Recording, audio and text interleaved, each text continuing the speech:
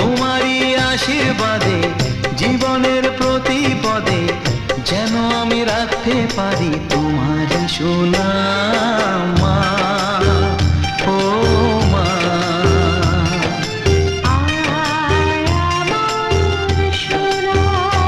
ও স্নেহের ছায়ায় ভালোবাসায় ঢেকে রাখে যে, অনেক জ্বালাশয় বুকে জড়িয়ে রাখে যে, তারই আঁচলে মুখ লুকিয়ে রেখে জীবন আমার কাটিয়ে দেব তোমায় দেখে মা।